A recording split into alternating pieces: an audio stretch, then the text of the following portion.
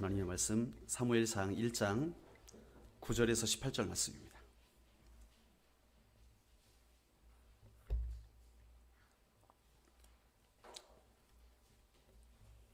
사무엘상 1장 9절에서 18절의 말씀. 우리 한 절씩 저와 교독을 하시겠습니다. 제가 먼저 9절 말씀 받들어 읽겠습니다. 그들이 실로에서 먹고 마신 후에 한나가 일어나니 그때에 제사장 엘리는 여호와의 전 문설주 곁 의자에 앉아 있었더라. 서원하여 이르되 만군의 여호와여, 만일 주의 여종의 고통을 돌보시고 나를 기억하사 주의 여종을 잊지 아니하시고 주의 여종에게 아들을 주시면 내가 그의 평생에 그를 여호와께 드리고 삭도를 그의 머리에 대지 아니하겠나이다.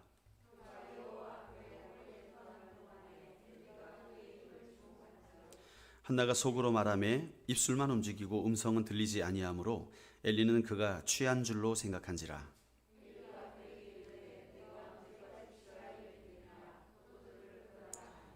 한나가 대답하여 이르되 내 주여 그렇지 아니하니이다. 나는 마음이 슬픈 여자라. 포도주나 독주를 마신 것이 아니요 여호와 앞에 내 심정을 통한 것뿐이오니.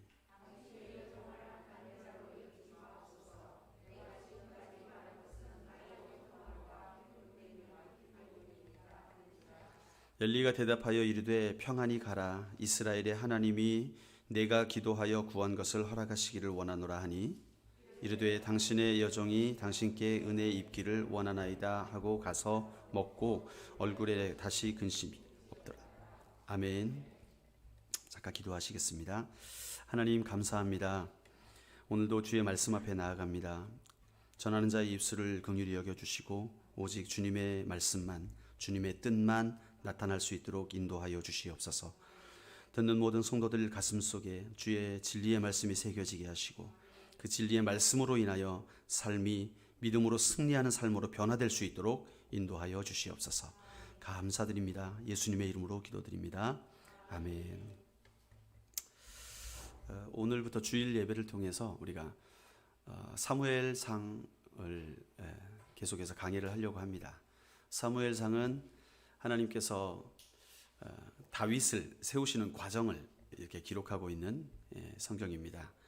본문의 위치를 보면 우리가 하여튼 교회에서 설교 시간에만 말씀을 듣는 분들은 도대체 여기가 어디에 나오는 건지, 골리앗은 어디 나오는지, 다윗은 언제 나오는지 이런 것들이 잘 모르시는 분들 많아요. 한번 간략하게 살펴보면 처음에 하나님께서 창세기에 태초에 하나님이 천지를 창조하시니라 창세기가 있죠. 그러면 거기 등장인물이 아담과 하와가 나오죠. 그리고 여러 가지 사건이 있고 이후에 노아가 등장합니다. 노아의 홍수 사건 이후에 누가 등장합니까? 네?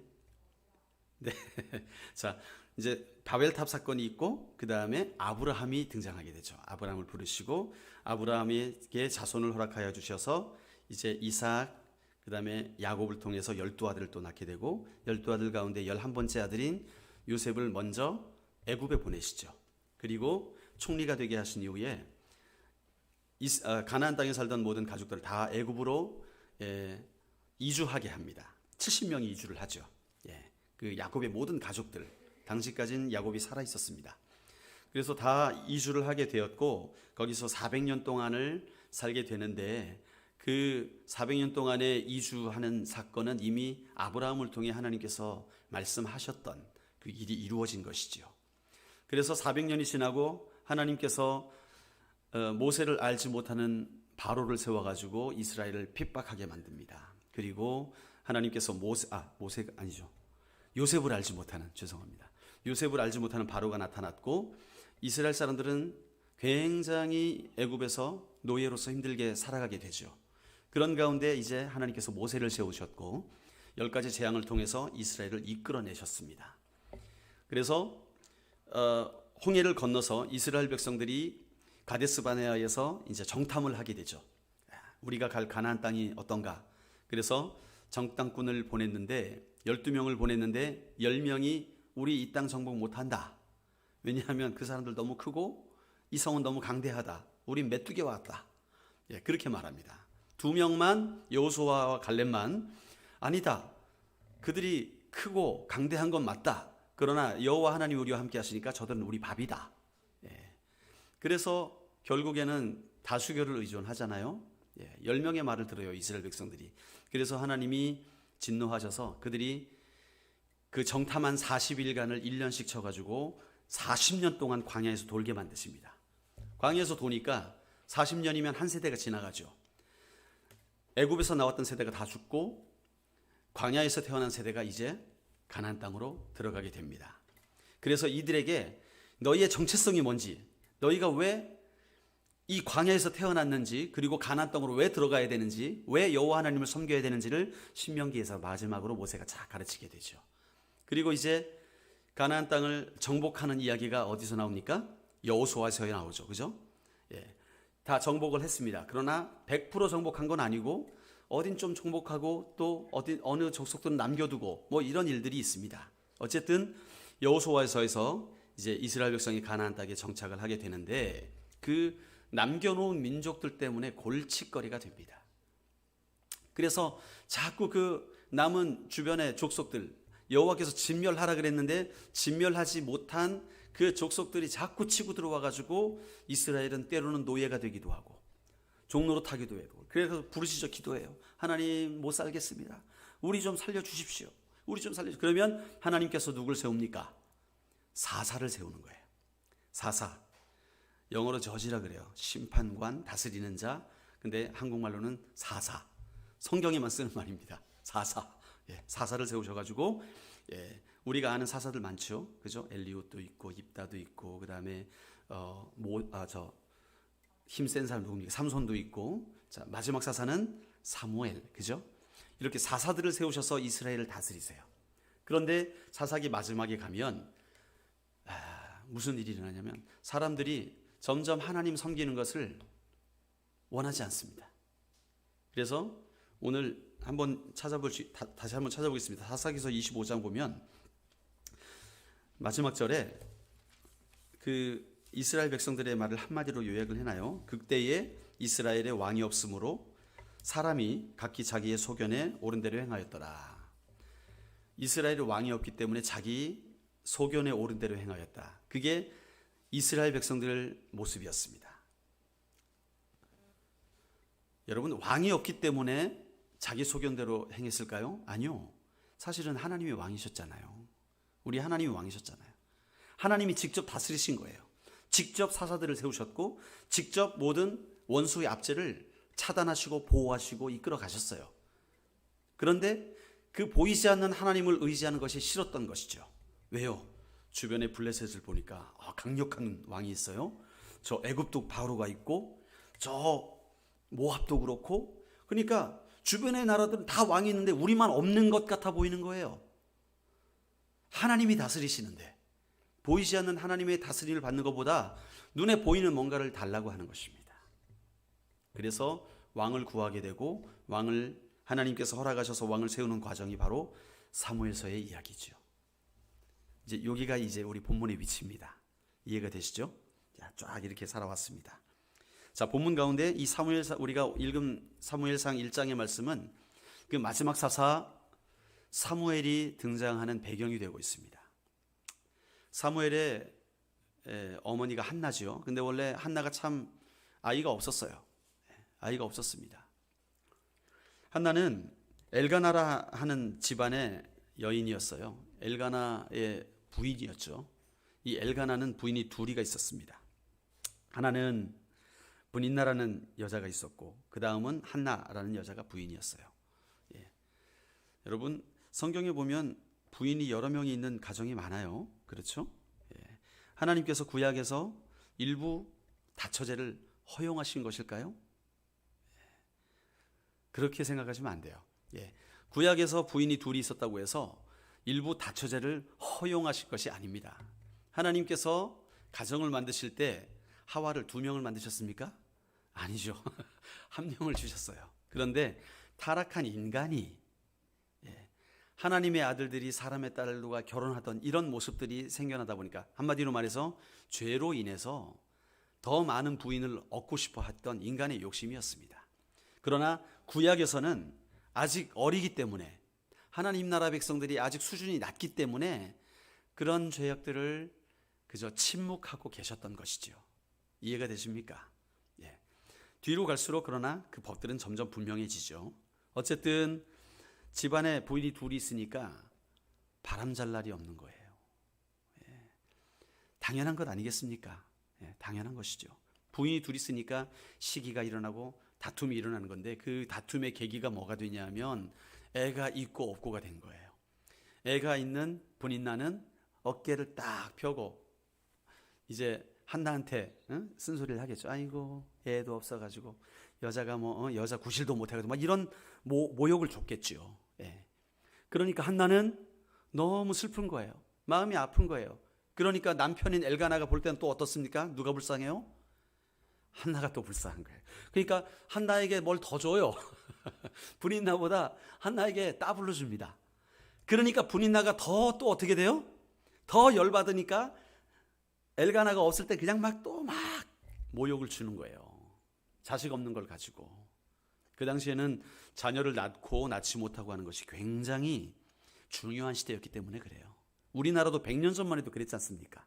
아들을 낳지 못하는 여자들은 소박당한다 그러잖아요. 그렇죠? 그런 일들이 있었잖아요. 그 당시에도 마찬가지였죠. 그러니까 한나가 깊은 고통이 있었습니다. 슬픔이 있었습니다. 여러분, 이런 한나의 고통에 대해서 본문이 이야기를 하고 있어요. 1절부터 8절에 보면 바로 그 이야기입니다. 한나가 너무나 고통스러웠어요. 어떻게 보면 이 사무엘상 1장의 첫 부분에서 한나의 고통을 이야기하는 이 저자, 그렇죠? 이 사무엘상을 기록한 이 저자는 무엇을 생각했을까요? 이스라엘의 상황이 마치 한나와 같다. 고통 중에 있다. 라는 것을 간접적으로 표현하고 있는 것이죠. 사사시대가 바로 그랬다는 거예요. 소망이 없는 것 같은 고통. 이제 더 이상 우리 스스로 어떻게 할 수 없는 것 같은 그런 고통 가운데 이스라엘이 놓였다는 것을 보여주는 거예요. 그런 의미에서 우리가 아까 읽었던 사사기 21장 25절, 그때의 왕이 없으므로 사람이 각기 자기 의견에 소견에 옳은 대로 행하였더라. 여러분, 오늘 우리는요, 이 한나의 고통을 들여다보면서 우리 인생 가운데 고통을 허락하신 하나님의 의도를 발견해야 될 줄로 믿습니다. 오늘 본문을 통해서 우리에게 계시하는 메시지, 그게 바로 이겁니다. 첫 번째는 뭐냐면 고통에는 하나님의 숨겨진 섭리가 있다는 것이죠. 고통에는 뭐가 있다고요? 하나님의 숨겨진 섭리가 존재한다는 거예요. 고통이 그냥 고통이 아니라는 거예요. 하나님께서는 아담에게 아내를 주셨고 한 아내를 가지고 살아갔었는데 엘가나는 두 아내를 가지고 있었죠. 거기서 고통이 출발합니다.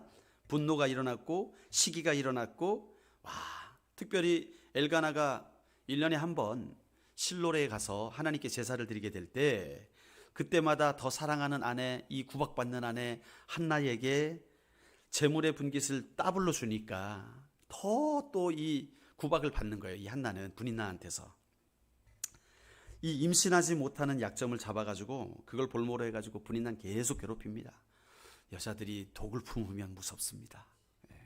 드라마에 많이 나오대요. 저는 한국 드라마를 본 지가 하도 오래돼가지고 잘 모르는데 옛날에 보면 막 머리끄댕이 잡고 막 그런 일들 많이 봅니다. 시기 때문에 그런 거예요. 6절에서 보면은 여호와께서 그에게 임신하지 못하게 하심으로 그의 적수인 분인나가 그를 심하게 격분하여 괴롭게 하더라. 성경에 이렇게 표현합니다. 그죠? 심히 격분하게 하여 괴롭게 하더라. 이 정도니까 얼마나 심하게 구박을 받았는지, 한나가 얼마나 무시를 당했는지, 한나 속으로 격분하여 견딜 수 없도록 그 정도로 심한 고통 가운데 있었던 거예요. 애를 못 가진 것, 그거 자체로도 고통스러운데 애 가진 그 분인나가 얼마나 공격을 할지 몰라요. 이 이중고에 시달렸습니다. 여기서 괴롭게 하더라의 히브리어는요, 천둥치게 하다라는 의미에서 나온 거예요. 내 속이 천둥이 치는 거죠. 예. 얼마나 이 열받았으면 막 번쩍번쩍 하는 거예요, 속이. 예. 이게 바로 한나의 고통이었어요. 그런데 우리가 주목할 것은 5, 6절에서 하나님께서 반복해서 말씀하시는 게 있어요. 여러분 성경을 읽을 때 반복적으로 말씀하시는데 하나님의 뜻이 있습니다. 그걸 기억을 해야 돼요. 자, 5절에서 보면 여호와께서 그에게 임신하지 못하게 하시니 그렇게 돼 있죠. 그 다음에 6절에서도 어떻게 돼 있습니까? 여호와께서 그에게 임신하지 못하게 하심으로 그렇게 돼 있어요. 바로 이어진 구절인데 반복적으로 하나님께서 여호와께서 한나에게 임신하지 못하게 했다. 그렇게 말씀하고 계십니다. 그러니까 지금 한나가 애가 없어서 받는 이 모든 고통은 출발이 어디라는 거예요? 이 고통의 출발이 하나님으로부터 출발했다는 거예요. 자, 이 사실을 우리가 알게 된다면 이 고통의 문제는 또 달라지는 거예요. 자, 한나가 아무런 것도 모른 채, 물론 하나를 몰랐을 거예요. 이 상황 가운데서. 이거는 모든 것을 다 아는 관점에서 기록을 했기 때문에 이렇게 기록을 했겠지만, 만약에 한나가 이 고통이 하나님으로부터 왔다는 사실을 알았다면 이 속에서 천둥이 안 쳤을 겁니다. 그렇지 않겠어요? 예. 이게 목적 있는 고통이었다, 하나님의 의도가 있는 고통이었다라는 사실을 깨달았다면, 알았다면 이 속에서 천둥이 안 쳤을 거예요. 그는 그래, 내가 조금만 더 버텨야지, 버티면 하나님이 일하실 거야, 이런 확신으로 나아갔겠죠. 그런데 문제는 뭡니까? 한나의 삶도 그렇고 우리의 삶도 그렇고 고통이 찾아올 때 그 의도가 보이지 않는 거예요. 그 하나님의 의도만 알면 좋겠는데 그 의도가 잘 보이지 않더라는 거예요. 거기에 힘든 점이 있는 것이죠. 여호와께서 한나에게 아이를 갖지 못하게 하셨다. 여러분, 그러나 성경이 이렇게 한나의 이야기를 우리에게 주시는 의미는 뭐냐면 우리의 삶도 마찬가지라는 거예요. 우리의 삶의 인생의 의미를 잘 모를 때가 있죠. 우리의 고통 가운데서도 우리가 그 고통의 의미를 모를 때가 있습니다. 그럼에도 불구하고 염려하지 말라는 거예요. 낙심하지 말라는 거예요. 왜요? 한나와 함께 하신 하나님은 우리와도 함께 하시기 때문에 한나에게 고통의 의미를 하나님이 가지고 있었다면 우리의 고통의 의미도 하나님이 가지고 계시다는 거예요. 고통 뒤에 하나님의 숨겨진 섭리가 존재한다는 사실을 분명하게 우리에게 보여주고 있는 말씀인 것이죠. 이해가 되십니까? 한나의 고통 뒤에 하나님의 숨겨진 섭리가 존재한다는 말이에요. 그렇다면 왜 하나님께서는 한나에게 왜 임신을 못하게 했을까요? 이 사건을 통해서 하나님께서는 인생의 고통 가운데 있는 우리에게 무엇을 말씀하고 계실까요? 두 번째 메시지는 이겁니다. 첫 번째 메시지는 고통에는 하나님의 숨겨진 섭리가 있다는 것이었잖아요. 두 번째 메시지는 너희가 고난 가운데 있느냐? 그렇다면 기도의 자리로 나와라 라고 말씀하고 계신 거예요. 고난 가운데 있느냐? 기도의 자리로 나와라. 예기치 않은 고통과 환난이 찾아올 때 사람들은 일반적으로 어떻게 합니까? 핑곗거리를 찾아요. 혹은 누군가를 원망하길 원해요. 그게 인간의 본성입니다. 아이고, 내가 진짜 그 이만 안 만났어도 지금 이 모양 이 꼴이 아닐 텐데, 이렇게 생각하시는 분들이 있어요. 내가 눈이 그때 삐었지, 내가 왜 그 사람을 좋아했나 몰라. 부부싸움 할 때 그게 꼭 생각이 나더라고요. 내가 진짜 정신을 똑바로 안 차렸나? 뭐 그런 생각을 해요. 이게 인간의 본성입니다, 사실은. 우리가 보통 사람들은 자연스럽게 그쪽으로 가게 돼 있어요. 하지만 오늘 한나를 보십시오. 지금 나를 못 살게 구는 사람이 누구예요? 분인 나잖아요. 그러면 어떻게 생각이 돼야 돼요? 저 분인 나 진짜 그냥 가다가 돌에 걸려가지고 코가 납작해졌으면 좋겠다, 막 이래가지고 막 저주를 퍼붓고 싶을 거 아닙니까? 저 분인 나만 없었으면 내가 그냥 편안하게 살 텐데 쟤 때문에 못 살겠다고 그랬을 것 같은데, 오늘 한나의 기도의 내용을 한번 살펴보십시오. 보니까 그런 내용이 없어요. 그렇죠? 그런 내용이 없습니다. 먼저 살펴볼 것은 간절한 눈물의 기도로 하나님 앞에 나아갔다는 거예요. 한나가 간절한 눈물의 기도로 하나님 앞에 나아갑니다. 찢어지는 가슴으로 통곡하면서 하나님께 나아가 부르짖는 모습을 먼저 발견하게 돼요. 10절을 보면 한나가 마음이 괴로워서 여호와께 기도하고 통곡하며 이렇게 기록되어 있습니다. 분인나를 욕하고 나가는 게 아니라 하나님 앞에 나갔다는 거예요. 하나님 앞에 나가서 그 괴로운 마음을 하나님께 부르짖고 통곡하며 기도했다는 거예요. 여기서 발견할 수 있는 게 뭐냐면 한나의 인격이에요. 한나의 인격. 여러분, 분인나의 그 괴롭힘과 업신여김에도 불구하고 한나가 그에게 반응하지 않아요. 이거 대단한 겁니다. 묵묵하게 그 모든 것을 견뎌낸 거예요. 속에선 천둥이 친 거죠. 그죠? 막 천둥이 일어나고 격분이 일어나고 분노가 일어나고 했지만 그것을 분인나에게 표현하지 않았어요. 분인나에게 표현하지 않고 누구에게 표현합니까? 하나님께 표현하는 거예요. 하나님께. 여기에 지혜가 있습니다. 한나가 인격의 사람이었다는 거예요. 인격적인 사람. 인격은 뭔지 아십니까? 인격은요, 어떻게 보면 솔직한 감정을 다 드러내지 않는 거예요. 막 뒤집어지는데 그걸 그냥 다 그 사람한테 내놓는 게 아니라 어느 정도 감춰두는 거예요. 그리고 못 감추겠으면 어떻게 합니까? 그 사람에게 이제 내가 참을 때까지 참았다. 네가 그 한마디만 안 했어도 내가 참는데 그게 아니라 그 앞에서는 끝까지 참고 그 못 참는 걸 가지고 하나님 앞에 나가는 거예요. 뚜껑을 어디서 엽니까? 그 사람 앞에 여는 게 아니라 하나님 앞에서 여는 거예요. 하나님, 내가 뚜껑이 열립니다. 죽 같습니다. 하면서 하나님 앞에 나가서 뚜껑을 열더라는 거예요. 이게 그리스도인의 인격입니다. 우리가 배워야 돼요. 인격이 다른 게 점잖은 채 하는 게 아니라 내 안에 모든 감정들, 악한 감정들, 격노한 감정들이 일어나게 될 때 그것을 가지고 그 사람 앞에서 털어버리는 게 아니라 하나님 앞에 가지고 나오는 것이 인격인 줄로 믿습니다. 하나님, 저 분인나의 코를 납작하게 해주시옵소서, 쫄딱 망하게 해주시옵소서, 그렇게 기도하지 않았어요. 하나님, 괴롭습니다. 하나님, 내 마음 아시죠? 내가 도대체 어떻게 해야 됩니까? 하나님, 이렇게 기도의 자리로 나갔어요. 여러분, 무엇보다도 한나는 하나님을 충분히 원망할 수 있는 상황이었죠. 누가 임신 못하게 했다고요? 하나님께서. 분명히 자기는 아닌 것 같은데 몰랐겠죠. 그럼에도 불구하고 하나님을 원망하기보다 오히려 다른 모습으로 나가요. 한나에게 초자연적인 능력이 있어서 그랬을까요? 아닙니다. 그게 그녀의 인격이었던 거예요. 그런 그녀를 하나님이 사용하신 겁니다. 여러분, 마리아 기억하시죠? 마리아가 성령으로 잉태된다는 말을 듣게 되었을 때 뚜껑이 열릴 수도 있지 않습니까? 그러나 그 뚜껑을 열지 않고 하나님 앞에 나아가요. 주의 뜻이 오면 그 뜻대로 하겠습니다. 주의 여정이 오니 뜻대로 하옵소서. 그게 마리아의 인격이었습니다. 성경을 보면 하나님은 준비된 사람을 쓰시더라고요. 우리가 연단되어져야 돼요. 우리의 인격이 준비되어져야 돼요. 어떻게 준비됩니까?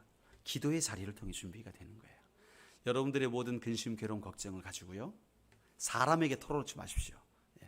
목사님, 저는 다혈질이라 그게 절대로 안 됩니다. 전 경상도 남자라 막 쏘아붙인 다음에 뒤끝은 없습니다. 막 다 토해낸 다음에 이제 다 했으니까, 나는 기분 괜찮아졌으니까 자, 우리 다 있고 똑바로 합시다. 그러면 그때까지 그 수많은 욕을 먹은 사람은 어떻게 됐습니까? 제가 말씀 한번 드렸었지요. 제가 처음으로 미국에 부임을 했는데 담임 목사님이 이제 건강해지셔가지고 다시 목회를 쭉 하시게 되고, 저는 낙동강 오리알이라고 들어보셨나요? 이거 도대체 어디로 가야 될지 모르는 상황이 되었습니다. 미국까지 왔는데 그 상황 속에서 목사님 부교육자로 섬겼죠. 그런데 목사님이 저를 굉장히 의심을 하게 됐어요. 이 뇌졸중을 3번 앓다 보니까 굉장히 사람을 믿지 못하는 그런 또 제가 오기 전에 안 좋은 일들이 여러 번 있었습니다. 다른 교회, 조그만 교회 목사님들이 들어오셔가지고, 이 교회가 크거든요. 한 300석 되는 성전에 그것도 2층이 있었고 10에이커라는 큰 땅, 10에이커면 몇천 평 될걸요? 그렇죠? 굉장히 큰 땅입니다. 축구장 한 4-5개 되는 땅이에요. 굉장히 큰 땅인데, 그런 땅이 있던 아주 제대로 잘 지어진 교회였어요. 본당이. 그렇기 때문에 목사님이 아프시다니까 막 주변에 목사님들이 성도들 다 데리고, 목사님 우리 교회 합칩시다, 제가 부목사 하겠습니다 하고 들어오신 거예요. 뭐를 생각하고 들어왔을까요? 이제 뇌졸중 오셨으니까, 그것도 3번이나 맞으셨으니까 목회 그만두신다 생각하고 들어와서 부목사로 있다가 담임 목사 하시려고 3분이 그러셨습니다. 근데 이 목사님이 너무 강건하셨어요. 끝까지 목회를 붙잡고 계셨어요. 그러니까 그분들이 들어왔다가 성도를 데리고 또 나가고, 들어왔다 성도들 데리고 나가고, 들어왔다 성도를 데리고 나가고, 이런 일이 제가 오기 전까지 있었습니다. 오기 직전까지. 그리고 나서 제가 이제 목회를 담당하게 됐잖아요. 부교육자로서. 그리고 금요 예배를 드리게 됐는데 저에게 맡겨주셨어요. 처음에 금요 예배 자리에 앉아 있는 분 2분, 찬양팀 5분 이렇게 해서 예배를 드렸어요. 찬양팀은 많았습니다. 학생들이 있어가지고. 그래서 그 찬양팀 아이들 예배 끝나면 다 데려다주면 1시간씩 걸려요. 데려올 때 1시간 걸리고. 땅이 넓잖아요, 미국이. 그러니까 그렇게 해서 찬양팀을 운영하면서 금요 예배를 이끌어 갔는데, 2월 말쯤 되니까 1월부터 2월 말 2달 사이에 우리 금요 예배 참석 인원이 거의 전교인이 다 나오게 됐습니다. 한 30 몇 명, 거의 40명, 그 사이 우리 교회 성도들 정도만큼 이렇게 모이게 됐어요. 그러니까 목사님이 신나셔가지고, 3월부터는 내가 인도하겠다고. 그래가지고 첫 주에는 그 인원이 모르고 다 왔는데 그 다음 주에 다시 2명 앉아 있던 거예요. 그러니까 이제 상황 파악이 되시죠? 제가 한나의 마음을 압니다. 그때부터 저에게 참 어려운 일이 많이 생겼습니다. 담임 목사님으로부터. 어느 날은 학생부 예배를 드리는데, 제가 학생부 예배를 담당하기 위해서 다른 건물에서 예배를 드렸고, 목사님이 본당에서 예배를 드리십니다. 광고 시간에 오늘 황 목사는 그만둡니다. 왜냐하면 이제 더 이상 우리 교회에서 사역하지 않고 이제 한국에 가게 됩니다. 저와 잘 맞지 않는 것 같고 해가지고 이제 저와 상의 없이 그냥 선포를 하셨어요. 광고 시간에. 그것도 저는 모르고 이제 점심 먹으러 다 올라갔는데 목사님 자리에 갔죠. 목사님 맛있게 드십시오. 근데 목사님 막 눈빛을 딴 데로 돌리실 거예요. 그리고 목사님이 가신 이후에 그 사실을 성도들로부터 듣게 되었습니다. 목사님 괜찮으세요? 정말 한국 가시는 거예요? 목사님이 강대상에서 그러셨다는 거예요. 황 목사 이제 우리 교회에서 사역을 그만두고 한국 갈 거니까 제가 나라에 우리 교회에서 일하지도 않는데 황 목사가 일한다고 할 수가 없다고. 우리가 스폰서를 쓰고 있는데, 여러분 미국에서는 스폰서가 없으면 비자가 없어집니다. 불법 체류자가 되는 거예요. 그러니까 강단위에서 협박을 하신 겁니다. 한국 돌아가라고. 그래서 스폰서 안 하겠다고, 불법 체류자 만들겠다고, 빨리 안 가면. 목사님이 그런 말씀을 강단위에서 하신 거예요. 그러니까 뭐 어떻습니까? 제 상황이. 전세금 다 빼가지고 이사하고 나니까 남은 게 없는데 다시 한국으로 돌아가라는 거예요. 그런 상황이었습니다. 그러니까 답답하지요, 저도. 그래서 주여 어떻게 합니까 하고 왔는데, 어쨌건 이것저것 상황 다 생략을 하고요. 그런 가운데서 뭐 통곡이 나올 수밖에 없죠. 답답하지요. 얼마나 속에서 이게 끓었겠습니까? 그렇죠? 그런데 그날 저녁에 다시 목사님이 저한테 전화를 주셨어요. 우리 지난 일은 다 잊고 우리 내일부터 새로 열심히 합시다. 지난 일은 툭툭 털어버리고 우리 안 좋은 기억 다 잊어버리고 내일부터 새롭게 합시다. 여러분 어떻겠습니까? 속이 어떻겠습니까? 그분은 다 털어버리셨어요, 실제로. 다음 날 만났는데 황 목사 이리 와 하면서 뭐 장 봐줄까? 그러면서 같이 마트 가서 뭐 골라주시고 하는데, 이게 제 속은 주여 이게 뭡니까? 그런데 그러한 일들을 3개월에 한 번씩 3개월에 한 번씩 나가라 그랬다가 다시 하라 그랬다가 다 털어버리자고. 이전 일은 다 지나갔으니까 털어버리자고 하시는데 털어버리는 게 아니더라고요. 한나가 그런 상황 아니겠습니까? 분인 나에게 털어버릴 수 있는 것이죠. 기분 나쁘니까. 왜? 남편에게도 지지를 받잖아요. 그죠? 엘가나가 한나를 더 좋아했거든요. 그런데 엘가나에게도 말하지 않아요. 분인 나에게도 쏘아붙이지 않아요. 어떻게 합니까? 하나님께 나가는 거예요. 이게 바로 한나의 인격이었습니다. 하나님은 이런 자들을 찾고 계신 거예요. 네가 나를 경외하느냐? 그렇다면 그 고난이 내가 너에게 준 이유가 있다. 그 사실을 깨닫길 바란다. 그걸 사람에게 쏘아붙이지 않고 주님께로 나가는 거예요. 대단한 것입니다.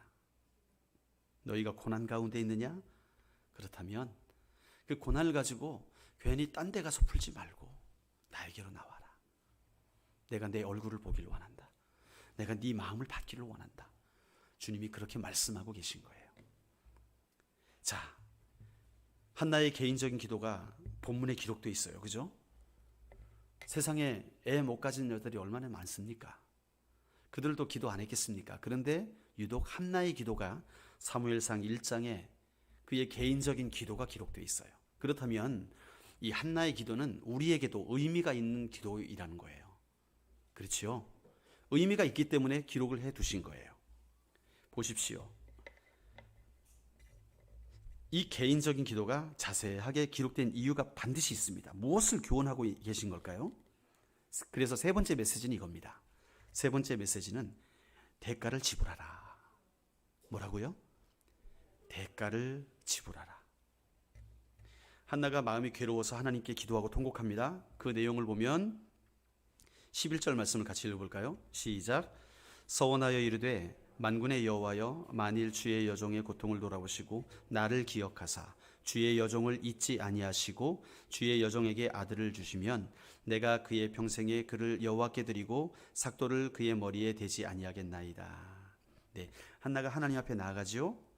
하나님이 자신의 기도를 들으시고 아들을 주시면 평생 하나님께서 주신 아들을 거룩하게 구별된 종 나실인으로 드리겠습니다. 그렇게 말합니다. 자신이 위로를 얻기 위해서 기도하는 걸까요? 예, 물론 그런 부분도 없지 않아 있습니다. 그런데 여기서 보면 하나님이 이 일을 행하시면 내가 대가를 지불하겠습니다. 그 고백을 하고 있는 거예요. 그렇죠? 예, 이것이 한나의 기도였어요.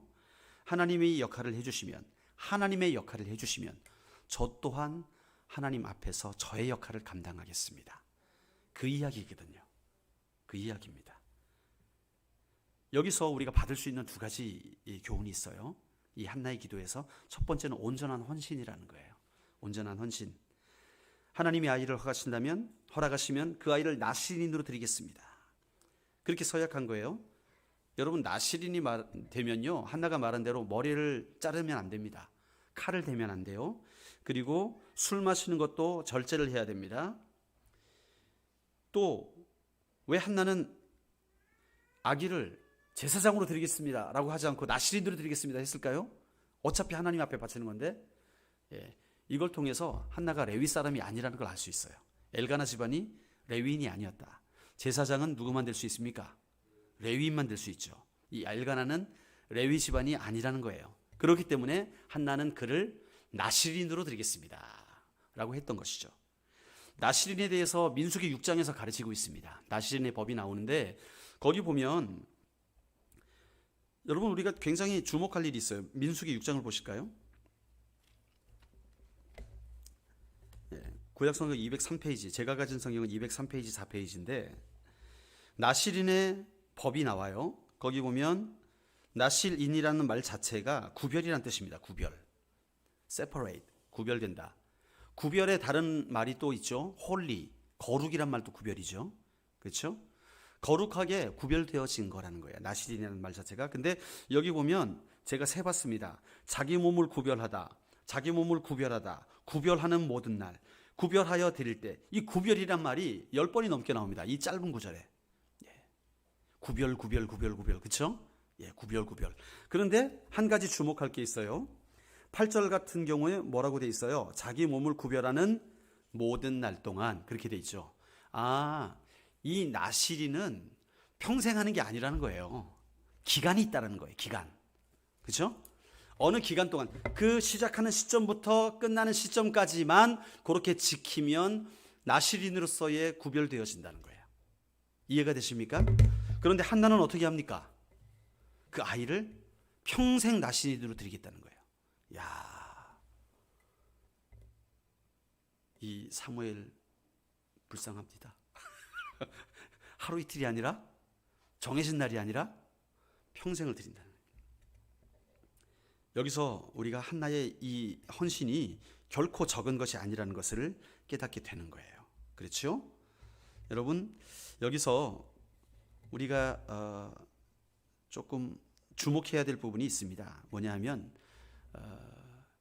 이 얘기를 하면 길어지는데요. 5분만 더 쓰겠습니다. 네. 한나의 이 서원에 대해서 모든 사람이 아름답게 보질 않아요. 야, 이게 무슨 이런 기도가 다 있냐. 자기만 생각하고 아들은 생각 안 하고, 그죠? 아들의 인격을 생각해야지. 예? 아버지가 목사라고 아들이 목사인가? 뭐 이런 거 있잖아요. 그죠? 그런 의견들이 있어요. 그런 의견들 가운데 첫 번째 게 뭐가 있냐면, 그러니까 한나의 이런 행동에 대해서 문제를 제기하는 것들을 한번 말씀드려 볼게요. 첫 번째는 일종의 뇌물로 주는 게 아닌가. 뇌물이 뭡니까? 내가 요만한 거 조그만 거 드리면 큰 거 주세요. 이게 뇌물 아닙니까? 그죠? 한나가 지금 하나님께 뇌물을 드리는 건가? 이렇게 말하는 사람들도 있습니다. 여러분, 그 재미있는 이야기가 있잖아요. 어떤 사람이 이 절벽에 놓여 있는 이 흔들 다리, 무슨 다리라 그럽니까? 출렁다리, 뭐 하여튼 그 다리를 건너야 됐어요. 건너야 되는데 보기에도 이 다리가 아주 오래된 거라서 언제라도 센 바람이 불면 중간에 뚝 끊어질 수도 있을 것 같은 그런 아슬아슬한 다리를 건너게 되었습니다. 그래서 중간쯤 갔는데 갑자기 강풍이 불어가지고 이 출렁출렁 막 하는 거예요. 막 이 끈이 끊어지려고 그러고 막 쩍쩍 소리가 나고 뿌지직 소리가 나는 거예요. 그러니까 이 사람이 기도를 합니다. 아이고 하나님, 이 다리를 무사히 건너게만 해주신다면 전 재산을 주님 앞에 드리겠습니다. 그렇게 기도를 했던 거예요. 그러니까 하나님이 기도를 들으셨는지 바람이 잠잠해졌습니다. 할렐루야, 하나님을 찬양합니다. 주님이 저의 생명을 구해 주셨습니다 하면서 한 3분의 2쯤 건너갔는데 가만히 있자. 전 재산을 드린다 그랬는데 하나님, 전 재산은 아니고 제가 한 3분의 1 정도 드리겠습니다. 하나님께. 제가 좀 정신을 못 차렸던 것 같습니다. 정신 똑바로 차리고 보니까 전 재산은 말고 한 3분의 1 정도 하나님께 드리겠습니다라고 다시 기도를 하는데 강풍이 그냥 막 다시 불어가지고 출렁출렁 하고 쩍쩍 소리가 나고 하니까 이제 죽게 생겼는 거예요. 그래서 이 사람이 다시 기도합니다. 하나님, 농담도 못합니까? 내가 그랬다는 거예요. 여러분, 이거는 뭡니까? 이게 서원이라고 할 수 있을까요? 이 서원이 아니죠. 하나님과 딜하는 거죠. 계약도 아니고 뭡니까? 뇌물이죠, 뇌물. 그런데 한나의 기도는 이런 잔머리를 굴리는 기도가 아니었어요.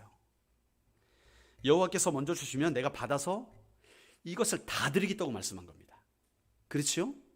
이 여호와께서 아들을 주시면 내가 이 아들과 행복하게 잘 살겠습니다. 그리고 헌금 드리겠습니다. 이게 아니었어요. 주신 것을 그대로 다 드리겠다는 거예요.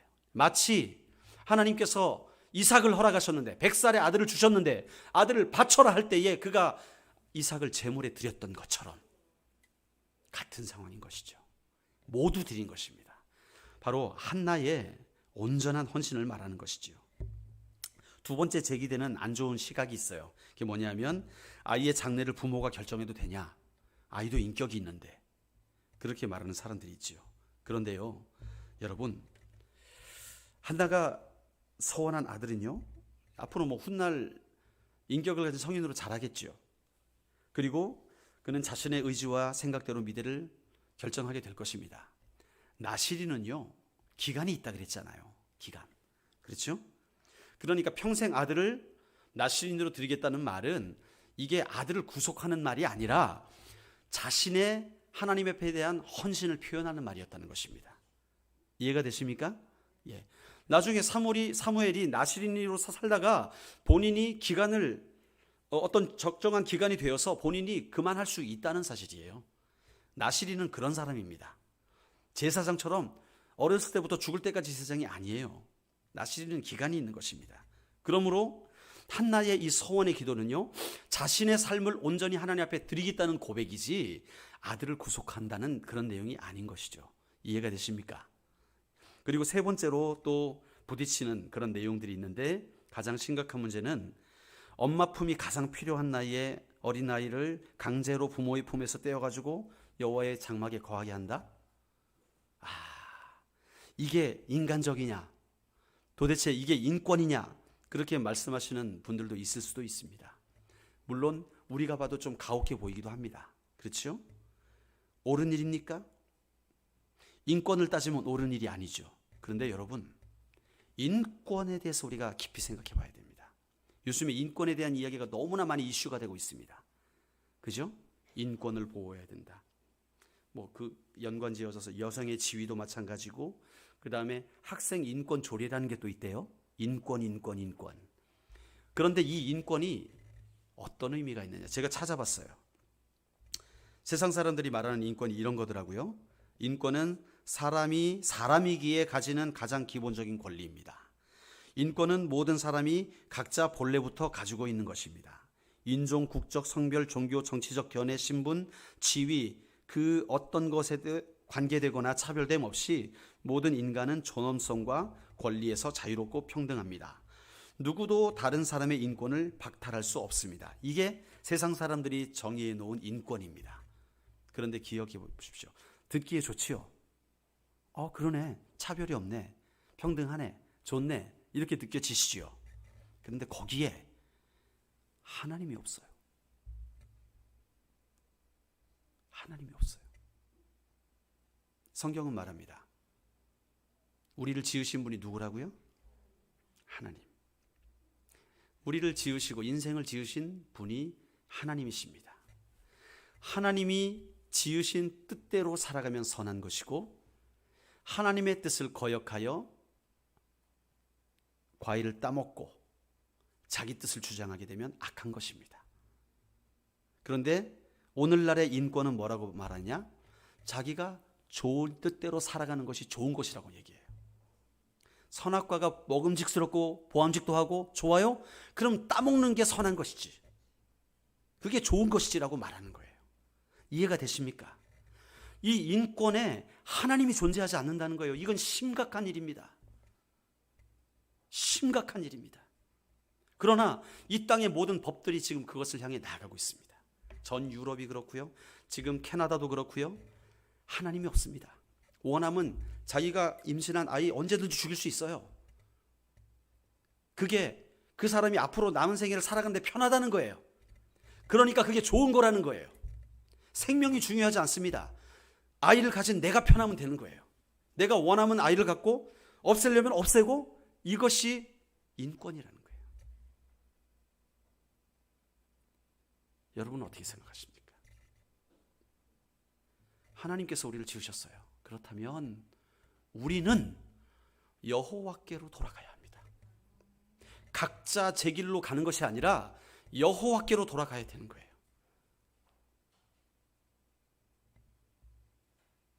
인권은 바벨탑입니다. 창세기 11장 4절에 보면, 자, 성읍과 탑을 건설하여 그 탑 꼭대기를 하늘에 닿게 하여 우리의 이름을 내고 온 지면에 흩어짐을 면하자. 뭡니까? 하나님 없이 좀 평안하게 살아보자. 저번에 하나님이 홍수를 내가셔가지고 죽을 뻔했는데, 우리 그 하나님 없이 좀 평안하게 살아보자. 우리 한번 탑을 높이 쌓아보자. 그거였습니다. 인권을 말한 겁니다. 인권. 바벨탑이었습니다. 듣기 좋지요. 인간을 존중하고 있지요. 그러나 하나님을 정면으로 대적하고 있습니다. 하나님을 인정하지 않습니다. 여러분, 제가 미국에 살 때 얼마나 인권이라는 문제로 교회들이 탄압을 받았는지 몰라요. 여러분 잘 모르시죠? 오바마 정권 때입니다. 교회에서 메리 크리스마스라는 뜻이 뭐냐면 예수님의 탄생을 축하합니다. 그 뜻이에요. 메리 크리스마스. 그러나 메리 크리스마스라는 말을 쓰지 못하도록 법으로 막았습니다. 오바마 대통령 때. 그래서 메리 크리스마스라는 말 못 쓰고 해피 홀리데이, 그냥 행복한 휴일 보내라, 예수님을 찬양할 때 예수님을 찬양 못하게 했습니다. 그리고 모든 군종들, 군종이 뭡니까? 목사님들 아니에요. 그렇죠? 예. 목사님들에게 명령을 해가지고 공공적인 장소에서 기도할 때 예수 그리스도 이름 빼라. 법으로 정했습니다. 그런데도 공군 군종 중에 한 분이 예수님의 이름으로 기도합니다. In the name of Jesus라고 얘기했어요. 바로 잘렸습니다. 이런 일들이 일어났습니다. 소방서에서 한 소방관 고위 직책에 있는 분이 부하 직원이 생일이 됐어요. 부하 직원에 어떤 선물을 해줄까 해가지고 자기가 은혜 받았던 신앙 책자를 선물을 했습니다. 신앙 종교에 관련된 책자를 선물했다고 해서 그 소방관직에서 잘렸습니다. 지금 모든 학교에서 예수 그리스도의 복음을 증거할 수가 없어요. 법으로 정해놨기 때문에. 이런 사회가 되어가고 있습니다. 무엇을 근간으로 해서요? 인권. 한국도 마찬가지입니다. 학생 인권 조례가 그런 거 아니겠습니까? 지금 남자를 남자라고 얘기를 못해요. 그걸 존중하지 않는다는 거예요. 얘는 남자일 수도 있고 여자일 수도 있는데 네가 선택하라는 거예요. 네가 보기 좋은 대로 따먹으라는 거예요. 보암직하고 먹음직하면 따먹으라는 거예요. 그게 인권이라는 거예요. 성경으로 돌아가야 됩니다. 하나님께로 돌아가야 됩니다. 선지자들의 메시지는 한 가지입니다. 여호와께로 돌아오라. 여호와께로 돌아오라. 여러분, 우리 아버지의 마음을 알아야 돼요. 썩어가는 세상. 우리 아이들 학교에서 그런 잘못된 교육을 받게 될 때 분노하지 않아야겠습니까? 여호와께로 돌아가야 됩니다. 하나님께서 만드신 목적대로 살아가야 되는데 세상은 인권이란 이름으로 법을 만들어서 그 길로 나아가지 못하도록 핍박하고 있다는 것입니다. 여러분, 이 땅을 살아가면서 우리가 분별력이 있어야 할 줄로 믿습니다. 분별력이 있어야 돼요. TV에서 말한다고, 정부에서 말한다고, 권위 있는 사람들이 말한다고 그것이 옳은 것이라고 판단해서는 안 됩니다. 성경을 보아서 하나님의 진리의 말씀에 기준이 되어서 그것이 옳은 것인지 옳지 않은 것인지를 판단해야 되는 것이죠. 아멘이십니까? 우리 화평교회는 그 길로 가야 될 줄로 믿습니다. 그렇게 되면 핍박이 있을 수 있습니다. 네. 예수님 똑바로 믿으려고 그러면요, 그것을 방해하는 세력이 반드시 있습니다. 사단이 역사하게 됩니다. 그러나 그럼에도 불구하고 우리는 주님 앞에 그 고통 가운데서 부르짖는 거예요. 하나님, 내가 이래서 곤고합니다. 내가 이래서 힘듭니다. 내가 주 뜻대로 살아가려고 하는데 세상이 우리를 너무나 힘들게 합니다. 주님 아시지요? 주님 앞에 나가는 거예요. 여러분들 보러 제가 광화문 시청에 가서 깃발 들고 해라 그렇게 말하지 않습니다. 우리는요, 그러한 고난이 있을 때 어떻게 합니까? 그 고난을 가지고, 그 아픔을 가지고 주님 앞에 나가는 거예요. 그리고 부르짖는 거예요. 하나님, 나의 삶을 드립니다. 하나님이 나를 통해 일해 주시면 내가 내 인생을 드리겠습니다. 하나님이 나와 함께 하시면 나의 삶을 온전히 주님께 드리겠습니다. 그것이 바로 한나의 고백이었던 것입니다. 여러분, 우리의 자녀들을 위해서 우리가 그 길로 나가야 됩니다. 우리 교회의 미래를 위해서, 하나님의 나라를 위해서 우리는 그 길로 나가야 될 줄로 믿습니다. 한나가요, 오랫동안 그렇게 기도하면서 하나님 앞 부르짖을 때 여러분 보십시오. 그 당시 이스라엘의 종교 지도자였던 엘리, 그 한나가 기도하는 모습을 보고 뭐라 그럽니까? 술을 작작 좀 마셔라. 어디 거룩한 성전에 와서 그냥 소리 지르고 난리야. 그게 엘리의 모습이었습니다. 여러분, 이 시대의 종교 지도자들도 마찬가지입니다. 똑같은 이야기를 하고 있는 거예요.